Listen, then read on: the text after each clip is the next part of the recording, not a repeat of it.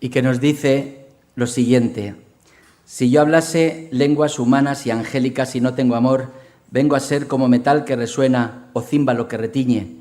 Y si tuviese profecía y entendiese todos los misterios y toda ciencia, y si tuviese toda la fe, de tal manera que trasladase los montes y no tengo amor, nada soy. Y si repartiese todos mis bienes para dar de comer a los pobres, y si entregase mi cuerpo para ser quemado y no tengo amor, de nada me sirve. El amor es sufrido, es benigno, el amor no tiene envidia, el amor no es jactancioso, no se envanece, no es indecoroso, no busca lo suyo, no se irrita, no guarda rencor. Y lo vamos a dejar ahí porque es ahí donde nos vamos a centrar en esta mañana. Pensemos en lo que hemos leído, ¿verdad? Cualquier cosa que podamos hacer, cualquier cosa o cualquier actitud que podamos tomar ante la vida, si no tiene amor, no sirve de nada. Ni esta danza que los jóvenes han hecho, ni los cánticos de alabanza, ni venir aquí cada domingo, no sirve de nada si en nuestra vida no está ese amor que nos inspira Dios, porque Dios es amor. Estamos recorriendo, como digo, este texto con el título El desafío de amar. Y estamos viendo semana a semana lo complicado que esto es, que nos vamos dando cuenta de que amar no es tan sencillo, de que amar requiere unas capacidades que nosotros humanamente no tenemos. Y por eso yo me declaro dependiente de Dios. Necesito del Espíritu de Dios, necesito del poder de Dios, necesito de la palabra de Dios para aprender y para poder tener esa capacidad de amar que va más allá del amor al prójimo, del amor al amigo, del amor a la familia, sino que se extiende al amor incluso al enemigo. Eso es lo que nos enseña la palabra de Dios. Y hoy vamos a reflexionar acerca de lo que significa que el amor es paciente, y aparecerá allí abajo. El amor es paciente, porque hemos leído este versículo 5, ¿verdad?, que nos habla de que el amor no se irrita fácilmente, no se enoja fácilmente. El amor que Dios pide de nosotros es paciente no solo con las circunstancias, sino también en relación a las personas. La palabra paciencia viene de un término griego que es macrozoumía, que es una composición de dos palabras. Macro significa lejano, largo, distante, y zoumos, que significa ira, furor, rabia o pasión intensa. Hace referencia a algo distante en el tiempo, ¿verdad?, en la distancia, algo que se demora, algo que no es como a veces suele ser nuestro enojo, es decir, rápido y explosivo. Es todo lo contrario. Y esto es importante en nuestra sociedad porque nos damos cuenta que el enojo está muy presente en nuestra sociedad y en las relaciones interpersonales. Cada día, en vez de ir a menos, va a más. Cada vez vemos más gente enojada, más gente irritada, más gente con ira. Aumenta día a día y año tras año. Vemos nuevas evidencias del aumento de la violencia, del aumento del enojo en esta sociedad en la que estamos. Todos luchamos en nuestras relaciones con este elemento que llamamos enojo. Y hoy vamos a reflexionar un poco acerca de esto. Así que este mensaje también es para todos, no para unos pocos, sino para todos. Cuando el enojo está presente en nuestras relaciones, generalmente utilizamos dos estrategias, una de dos: o aireamos los trapos sucios rápidamente y de manera impulsiva, o bien reaccionamos un poco como la tortuga, metiendo la cabeza en el caparazón. Pero ninguna de estas dos reacciones produce los buenos resultados que esperamos en nuestra vida. Dios tiene una mejor forma de reconducir nuestro enojo para que a veces ese enojo que experimentamos en nuestra vida pueda ser bien orientado, bien enfocado y al final desemboque en algo realmente positivo para cada uno de nosotros. Mirad, en esta semana los grupos pequeños de nuestra iglesia, las células, van a estar reflexionando sobre cómo podemos tratar el enojo cuando comenzamos a sentirlo dentro de nosotros. ¿Lo veis? Cómo controlar ese enojo, esa ira, esa rabia que a veces sentimos. Y me gustaría que viéramos este tema desde un punto de vista un tanto diferente. Como hemos leído en 1 Corintios 13:5, aparece ahí: el amor no se irrita, no pierde los estribos, porque tener amor es no enojarse con facilidad. Santiago 1:19 nos dice: debéis ser lentos para hablar y lentos para enojaros. La Biblia no dice no te enojes, porque el enojo es algo que entra dentro de la vida humana y uno puede enojarse sin pecar. ¿Lo creéis? ¿Lo creéis o no? ¿Que uno se puede enojar sin pecar? Yo creo que sí. ¿Y por qué llego a esta conclusión? Porque yo sé que Jesús anduvo sin pecado en la vida. Y Él se enojó. Jesús se enojó. Y en Marcos capítulo 10, versículo 14, dice: Jesús, viendo esto, se enojó y dijo a sus discípulos: dejad que los niños vengan a mí y no se lo impidáis. Porque los discípulos estaban intentando impedir que los niños acudieran a Jesús. Y Jesús, por esa actitud que tuvieron los discípulos, se enojó, pero no pecó. Porque el enojo no le condujo a lo que a veces a nosotros nos conduce. Y ahí es donde tenemos que poner el foco y prestar atención. Como digo, ese enojo se produce porque los discípulos estaban impidiendo que los niños se acercaran a Jesús. Y este texto no te dice no te enojes, lo que dice es no te precipites en tu enojo. ¿Qué hacer cuando uno comienza a enojarse? ¿Qué hacer para que la aguja que nos indica que estamos llegando a la zona roja de peligro no llegue ahí? Mirad, los que conducimos, los que tenemos coche, ¿verdad? Esa aguja que nos indica la temperatura del agua. A que si vamos conduciendo y vemos que se sube de más allá de la media y va llegando a la zona roja, no apuramos, ¿verdad que no? Porque sabemos que si esa aguja llega a la zona roja, vamos a tener unas consecuencias terribles con nuestro coche. Se nos puede quemar la junta de culata y pagar un gran precio por dicha avería. Así es cuando nosotros dejamos que el enojo se vaya alimentando hasta llegar a nuestra línea roja, a nuestro nivel máximo. Y ahí hay medidas que podemos tomar, hay pasos que podemos dar para que ese enojo sea controlado, para que esa sensación de enojo, de disgusto que uno siente no le conduzca a pecar. Por lo tanto, yo os invito a que repasemos unos pasos o unas estrategias para que el enojo no se apodere de nosotros y acabemos haciendo lo que no queremos hacer. En primer lugar, rompe el círculo vicioso del enojo. Porque el enojo a veces nos conduce a un círculo vicioso. Es fácil caer en ese círculo vicioso. El enojo lo vemos mucho en las películas. Las películas que más triunfan son las que más enojo se muestra, y más rabia, y más ira, y más indignación. Pero mirad, en Proverbios 29:11 se nos dice: el necio da rienda suelta a toda su ira, es decir, a sus impulsos, a su enojo. Pero el sabio al fin lo sosiega, es decir, acaba por refrenarlo. ¿Por qué es así? Porque mirad, el enojo soltado a bocajarro produce más enojo.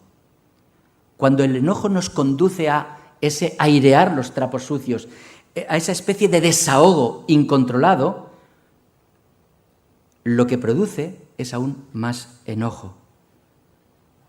Proverbios 14:29 dice: ser paciente es muestra de mucha inteligencia, ser impaciente es muestra de gran estupidez. Y está relacionado con lo que os estoy diciendo. Cuando de manera impaciente nos enojamos, actuamos de manera más y más incontrolada, más tonta, y acabamos en la pura estupidez. ¿Y por qué enojarse es así de estúpido?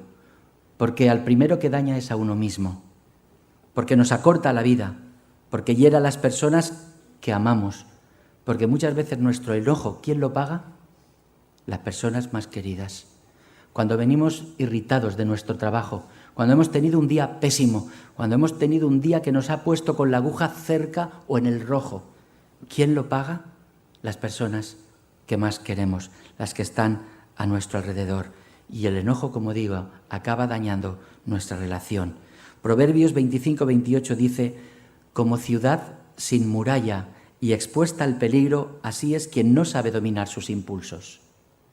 Como ciudad sin muralla y expuesta al peligro, así es quien no sabe dominar sus impulsos, es decir, indefenso.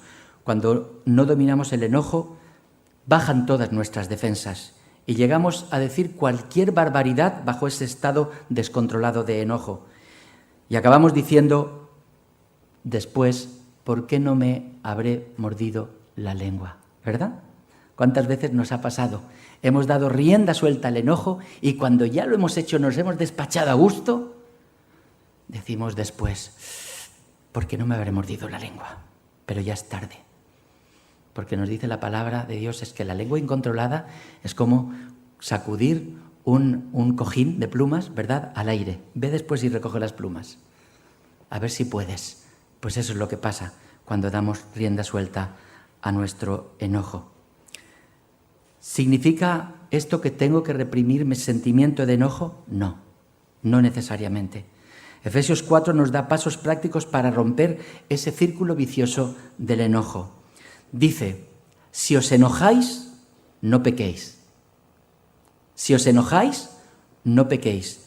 Procurad que el enojo no os dure todo el día.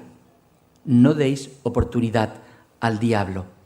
¿Qué significa esto? Mirad, significa que a veces necesitamos dejar enfriar un poco, porque a veces en caliente somos descontrolados. Cuando la aguja ha tocado el rojo, nos descontrolamos y decimos lo que no tenemos que decir. Y entonces hemos de ser prudentes. Hay quien da el consejo de decir: bueno, cuando estés en una situación de tensión, primero cuenta hasta 10, cuenta despacio y después habla. Pero lo que está queriendo decir con esto es: no reacciones ni respondas en caliente, porque después puede que te arrepientas. Pero ojo, el otro extremo también es negativo, porque a veces lo que hacemos es dejarlo enfriar, pero dejarlo enfriar tanto que lo ponemos en la nevera. Y entonces decimos: bueno, ya no hace falta que le diga nada. ¿Y pensamos que eso ha superado nuestro enojo? No, simplemente lo hemos metido en la nevera. Ya lo sacaremos otro día. Y eso tampoco es bueno. Por eso dice la palabra: no dejes que pase el día sobre tu enojo. Es decir, tómate tu tiempo, pero una vez que te has sosegado, entonces abórdalo. ¿Por qué? Si no, lo que irás es acumulando.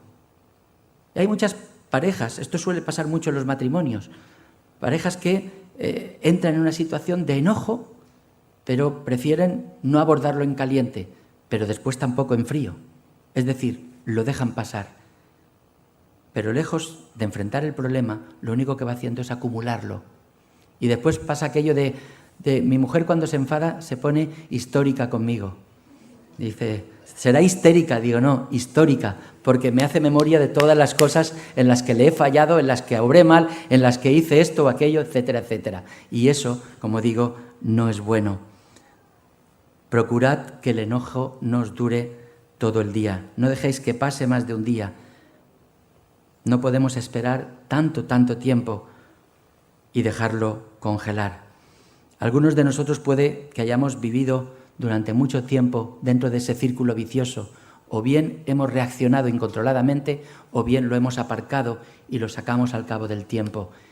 Hay que romper con ese círculo vicioso y saber conducir de manera sosegada y bajo la guía del Espíritu del Señor esa sensación de enojo que a veces podemos sentir. En segundo lugar, hermanos, tengamos cuidado con nuestras amistades. Tengamos cuidado con nuestras amistades. No convertirnos en personas enojadas tiene que ver también con el hecho de escoger nuestras amistades. Proverbios 22 Versículos 24 y 25 nos dice: no te hagas amigo ni compañero de gente violenta y malhumorada, no sea que aprendas sus malas costumbres y te eches la soga al cuello. A mí me gusta mucho, antes de establecer una relación de amistad con cualquier persona, mirar su conducta. Porque si lo que me va a añadir a mi vida es negativismo, es un espíritu crítico, es mal humor, es enojo, prefiero mantenerme a la distancia. Y ese es el consejo que nos da la palabra de Dios. Porque el enojo de otros es fácilmente contagiable. En su esencia, el enojo es una emoción-reacción que trata de corregir algo que consideramos injusto. Y existen muchas cosas injustas en el mundo, cosas genuinamente injustas y que necesitan ser corregidas, pero no de cualquier forma o a cualquier precio.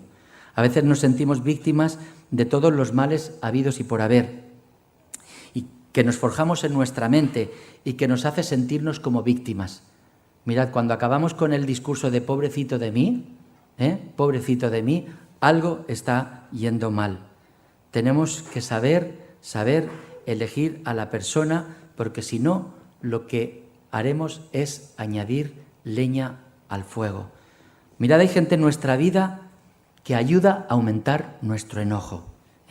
¿No os ha pasado alguna vez que de pronto os sentís airados, os sentís con esa carga de enojo y vais a otra persona un poco para no ir contra la persona afectada, sino para de alguna manera sentiros comprendidos en vuestro enojo? Y esa persona, lejos de apaciguaros, lo que hace es alimentarlo más.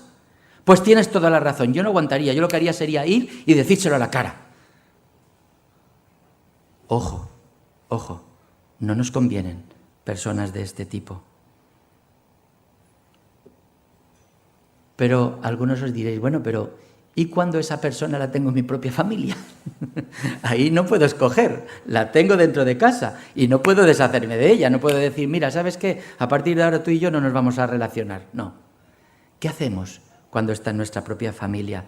Proverbios 15:1 nos dice: la respuesta amable calma el enojo, la respuesta violenta lo excita más. Este es un versículo para aplicárnoslo a nosotros mismos. La respuesta amable no quiere decir que nos callamos. A veces podemos permanecer callados y estar alimentando aún más el enojo. No es eso. Significa que estoy pensando en la otra persona en ese momento. Significa que cuando estamos enojados hay una frase que necesitamos aprender a decir: podría estar equivocado. Podría yo estar equivocado. Con lo cual, vale la pena tranquilizarse, vale la pena siempre entrar en sintonía con Dios para que sea Dios el que conduzca el proceso de nuestro enojo. Por lo tanto, este segundo aspecto también es importante: saber rodearte de personas que no son o que no alimentan tu enojo, pero si las tienes dentro de casa, poner en práctica lo que nos dice la palabra, aplicar la respuesta blanda a frases que a veces son hirientes. En tercer lugar, tenemos que aprender a entregar nuestras preocupaciones a Dios. Porque mirad, muchas veces el enojo es el resultado de una carga desmesurada de preocupaciones. Nuestras preocupaciones y ansiedades a menudo nos llevan directo al enojo. El enojo y la ansiedad están íntimamente relacionados. Salmo 37:8 dice: deja el enojo, abandona el furor, no te irrites, porque eso empeora las cosas. O en otra versión diría: deja de estar enojado, apaga tu ira, deja de estar ansioso y preocupado, solo produce daño.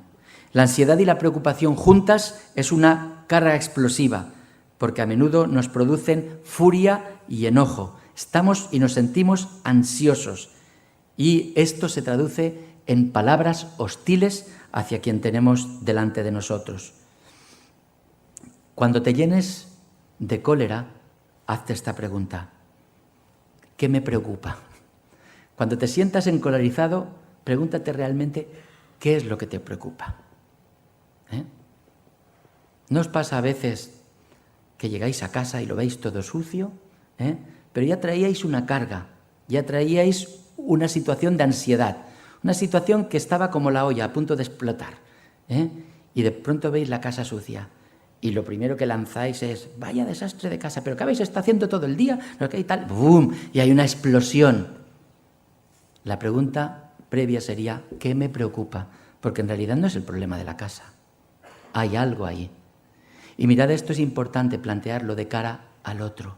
Cuando vemos una persona que viene de cara a nosotros y viene encolerizada, viene con furia, debemos preguntarnos: ¿por qué proceso estará pasando? ¿Qué es lo que realmente le estará preocupando? ¿Cuál será la carga que está sintiendo esta persona? Porque es muy fácil después proyectar toda esa carga de ira y de furia sobre los demás y decirle además: es que me pones a 100, a la otra persona. No, es que me pones a 100. No, tú ya venías a 100. Tú ya venías a 100. Por lo tanto, es muy importante tener esto en mente. Significa que tenemos que admitir que el enojo no es responsabilidad de la otra persona, sino es responsabilidad mía. No debemos echarle la culpa al otro sobre nuestro enojo. No sacar esa frase de me pones a 100 o me sacas de mis casillas. Esto lo utilizan los madridistas. Me sacas de mis casillas. Para ver si estáis despiertos y me seguís. Lo usamos para justificar, como digo, nuestro enojo. Y una vez que hago esto, una vez que me responsabilizo de mi enojo, empiezo a poner en práctica cosas como las que Dios me anima a hacer en Filipenses 4, versículos 6 al 7. No os aflijáis por nada, sino presentadlo todo a Dios en oración. Pedidle y también dadle gracias, y así Dios os dará su paz, que es más grande que todo cuanto el hombre puede comprender, y esa paz guardará vuestro corazón y vuestros pensamientos, porque estáis unidos a Cristo Jesús. Por nada estéis ansiosos o afanosos. Echad toda vuestra carga delante del Señor, porque Él tiene cuidado de nosotros. Si compartimos con Dios los motivos de nuestra preocupación, experimentamos su paz. Le decimos a Dios por qué estamos preocupados y experimentamos su paz en vez de la ansiedad. Mirad, cuando uno está ante una situación que le saca de sus casillas, ante una situación que le puede llevar a una profunda preocupación, tiene dos caminos: preocuparse por el tema u ocuparse del tema. Y yo creo que lo mejor es ocuparse del tema, incluso de esos temas que van más allá de lo que nosotros podamos o no hacer. Esos temas que por más que hagamos no van a cambiar las cosas. Esos temas también podemos ocuparnos. ¿Cómo? En oración. En oración. Cuando hay temas que nos sobrepasan, podemos ir a Dios, llevarlos delante de Él y descargar toda esa carga de preocupación para que Dios tome las riendas del asunto. En cuarto lugar, hermanos, después de descargar nuestras preocupaciones delante del Señor, buscar también cómo descansar. Buscar cómo descansar. Porque muy a menudo cuando nos enojamos, lo que estamos necesitando, hermanos, es comer y descansar. Comer y descansar. Mirad, cuando hacéis una dieta, ¿qué es lo primero que se altera? El humor. El humor. Sí, yo estoy adelgazando, pero estoy de una mala uva, que mejor que no te acerques a mí. El alimento va ligado, y el descanso también. A veces lo que necesitamos es simplemente retirarnos y descansar. ¿Recordáis al profeta Elías? ¿Recordáis cuando luchó contra aquellos 450 profetas de Baal? Primero se sentía victorioso de ver cómo Dios había obrado, cómo Dios quemó y consumió todo el altar que había puesto delante de él, mientras que el altar de los Baales, por mucho que se sajaran, por mucho que se cortaran, no pasaba absolutamente nada. Estaba victorioso, se sentía totalmente victorioso. Pero al día siguiente, Jezabel le dice: esto no ha acabado, Y él empieza a tener miedo. Y empieza a alimentar los pensamientos negativos. Señor, he quedado yo solo, no hay nadie más, solo yo. soy el único que no dobla sus rodillas delante de Baal, y se sentía deprimido y se va a una cueva y quería morirse. ¿Y qué hace el Señor? Le envía a un ángel, con alimento y con una frase: come y descansa. Come y descansa. A veces lo único que tenemos que hacer es alimentarnos y descansar. Elías, como digo, se va lo más lejos posible de esa situación, pero es cuando Dios lo anima a que descanse y a que coma. Dice que Elías se acostó debajo de un árbol y se durmió, e inmediatamente un ángel lo tocó y le dijo: levántate y come. Ya había descansado, y le dice: levántate y come. Y cambia toda la perspectiva, porque la perspectiva de Dios era otra, distinta. Levántate y come, y ve, porque hay 7.000 que no han doblado sus rodillas delante de Baal. Una de las razones por las que nos enojamos con frecuencia es porque estamos demasiado ocupados. El trajín intenso de la vida es lo que nos causa tanta ansiedad. Y al estar ansiosos, al estar afanosos, al estar estresados, porque vivimos en una sociedad que produce o que facilita mucho el estrés, es cuando se alimentan el enojo, se alimentan la ira y todo lo demás. Y el Señor simplemente nos dice: tómate tu tiempo, descansa, haz un alto, haz un alto. Hermanos, ¿cuántas veces lo necesitamos? Vemos que las cosas no van bien, no nos van bien en el trabajo, no nos va bien con la familia, estamos con una situación que es como una especie de pescadilla que se muerde la cola y no sabemos ni cómo salir de esta, pero cada día nos sentimos más agobiados, más estresados, más cargados. Hay una forma que nos enseña la palabra. Salmo 46:10. Estad quietos y conoced que yo soy Dios. A veces es simplemente hacer un alto. El mundo no se va a venir abajo porque tú pares un día, pero a ti te va a reconstituir y te va a ayudar y va a hacer que reacciones de otra manera totalmente distinta cuando tú te hayas apartado, hayas descansado, hayas buscado la presencia de Dios, Él haya confortado tu vida, te haya dado una nueva visión sobre las cosas y las cosas cambian. Y cambian porque Dios ha hecho lo que tenía que hacer. Y en quinto y último lugar, la estrategia más importante es cambiar nuestras expectativas. El enojo siempre empieza con nuestros pensamientos y nuestras expectativas de cómo van a salir las cosas. Dice en Proverbios 4:23, ten cuidado de lo que piensas porque tus pensamientos gobiernan tu vida. Ten cuidado de lo que piensas porque tus pensamientos gobiernan tu vida. A veces tenemos expectativas de qué es lo que va a pasar. Y cuando esas perspectivas se truncan, entonces nos sentimos contrariados. Y entonces arranca nuestra ira y arranca nuestro furor. Por ejemplo, compramos un regalo para el Día de la Madre, invertimos un esfuerzo, queremos que todo salga bien, y queremos controlar que todas las situaciones y que todo lo que hemos planificado salga a las 1000 maravillas. Y algo se trunca.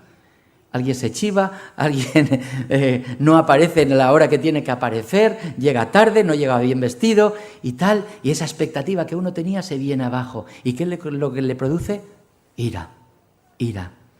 O estamos viendo un partido de fútbol, nuestro equipo, que es un equipo que está en los primeros lugares de la tabla, juega contra el colista, entonces tiene que ganar sí o sí, pero he aquí que pierde.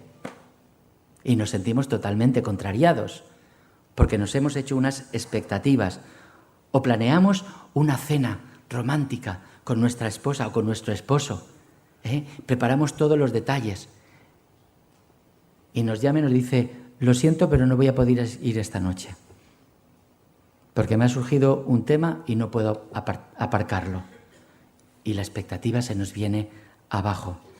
Mirad, un personaje, Thomas Kempis, hace 600 años dijo: no te enojes porque no puedas conseguir que otros sean como tú quieres que sean, ya que tú mismo no puedes conseguir llegar a ser como deseas ser. ¿Lo entendemos? ¿Lo repito? No te enojes porque no puedas conseguir que otros sean como tú quieres que sean, ya que tú mismo no puedes conseguir llegar a ser lo que tú deseas ser. Hay que disminuir las expectativas. Mira, Filipenses 4:8 nos dice: pensad en todo lo verdadero, en todo lo que es digno de respeto, en todo lo recto, en todo lo puro, en todo lo agradable, en todo lo que tiene buena fama. Pensad en todo lo que es bueno y merece alabanza. Pensad en ello. Sin embargo, nosotros a veces tendemos a pensar siempre en lo negativo, mientras que el consejo de Filipenses 4:8 es todo lo contrario. Pensad en todo lo puro, todo lo bello, todo lo hermoso, todo lo que es de buen nombre. Si hay virtud alguna, en eso pensad. Y a veces cuando nos encontramos en el mundo del matrimonio, tenemos que a veces, sobre todo en esos momentos de crisis, pensar en las virtudes de la otra persona, porque fácilmente tendemos a agrandar el tamaño de lo negativo. Es que no la puedo soportar esta persona, porque es que me saca de mis casillas, me pone a 100, porque es agresiva, porque es y tal, y ya no se acuerda de las virtudes que esa persona tiene. Antes de sacar a relucir todo lo negativo, piensa en todo lo bueno, porque también tiene cosas buenas. Todo lo bello, todo lo bueno, todo lo hermoso, todo lo que es de buen nombre. Si hay virtud alguna, en esto pensad. En lo que respecta a este tema, tal vez la mayor expectativa debiéramos tenerla con Dios, porque Dios nos dice: yo soy el Señor y el Dios de gracia y de misericordia.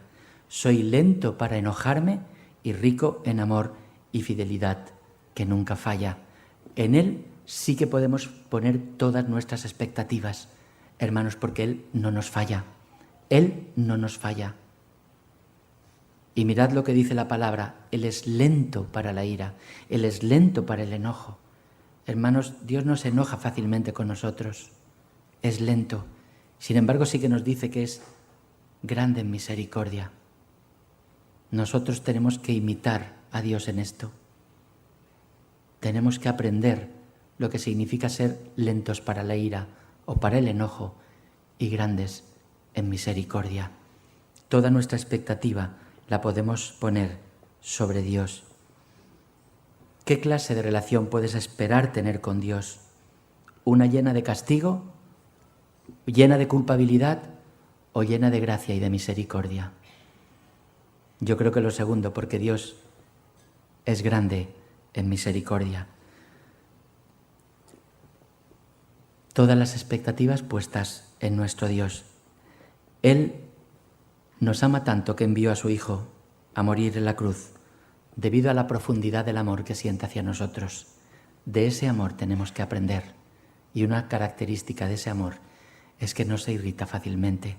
Si queremos romper con una vida de enojo, si queremos desarrollar un talante distinto a la ira o al enojo, ese ser explosivos, ojo, porque incluso, hermanos, y permitidme que haga un paréntesis, esto se puede instalar de manera natural en la vida de cualquier creyente. Yo he escuchado a muchos creyentes decir: bueno, ya sabemos cómo es fulanito. No, a mí no me basta saber cómo es.